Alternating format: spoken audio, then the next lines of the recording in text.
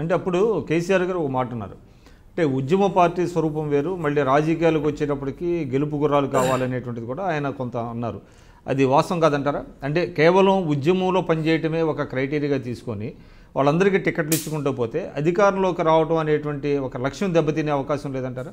ఇప్పుడు కేసీఆర్ గారిని, హరీష్ గారిని, కోదండరామ్ గారిని అనరాని మాటలు అన్న సందర్భంగా మానుకోట లోపల ఆంధ్ర పెట్టుబడిదారుడు, ఆంధ్ర ప్రాంతానికి ప్రాతినిధ్యం వహిస్తున్న నాయకునికి స్వాగతం పలుకుతుందని మేమందరం వ్యతిరేకించినటువంటి సంఘటన జరిగిన రోజు మీరు మేమందరం చూస్తుండగా, ప్రపంచం చూస్తుండగా అనరాని మాటలు అన్నామే నీకు పదవి చెల్లయింది సారు, నాకు అభ్యంతరం లేదు. నేను అడుగుతుంది అదే స్టేషన్ గన్పూర్లో, అదే పరకాలలో అక్కడ 13 ఏళ్ల నుంచి జెండా మోసిన వాళ్ళకి ఎందుకు బీఫామ్ ఇవ్వడానికి మీరు వెనక ముందు చేసిరు? ఎందుకు తెలంగాణ రాష్ట్ర నినాదాన్ని ప్రజలు యాక్సెప్ట్ చేయలేదని భయపట్టిరా? కడియం శ్రీహరి రాకపోతే వరంగల్ జిల్లాలో పార్టీ బలపడదనుకున్నారా? కొండా సురేఖ గారు లేకపోతే పార్టీ బలపడదనుకున్నారా? బాజిరెడ్డి గోవర్ధన్ గారు రాకపోతే నిజామాబాద్ జిల్లాలో గెలవమని అనుకున్నారా? ఏంది మీ బలహీనత అనే చెప్పుండ్రి.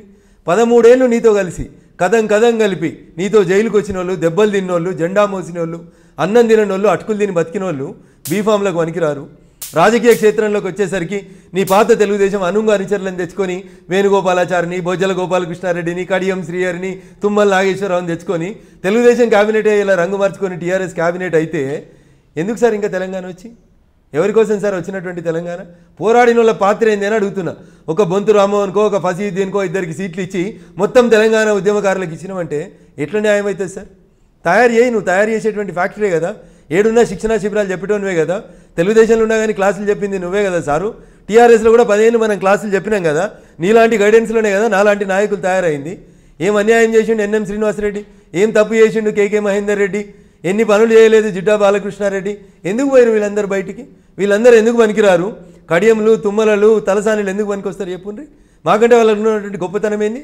ఈయన నాకు అదే మంత్రిత్వ శాఖ అంతకంటే మంచిగా నడపనా చూపెడతాను. దోచుకోవడం, దాచుకోవడం, బెదిరించడం, గూండాగర్ది తప్ప ఇలా క్యాబినెట్లో ఉన్నటువంటి చాలామంది గత మంత్రులకి కొత్త క్వాలిఫికేషన్ ఏముంది సార్? చెప్పమన్నారు తెలంగాణ ఉద్యమం గురించి.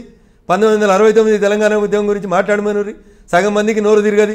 సగం మందికి తెలంగాణ ఉద్యమం 69లో ఎందుకు జరిగిందో తెలియదు. ముల్కీ నిబంధనలు తెలివై, ఇడ్లీ సాంబార్ గోబ్యాక్ అని ఎందుకన్నామో తెలియదు. కావాలి ఎందుకు సార్ నీ పక్కన?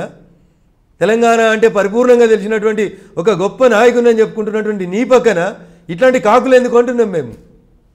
అడో కేటీఆర్, హరీషో, కేకేనో, ఎన్ఎమో ఉద్యమంలో పనిచేసిన వాళ్ళని కూర్చోబెడితే అది నీ గౌరవం పెంచుతుందని చెప్తా ఉన్నాం.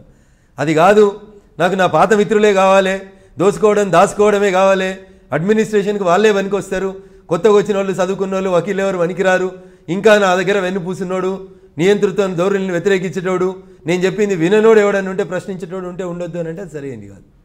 Kindly subscribe to I dream news.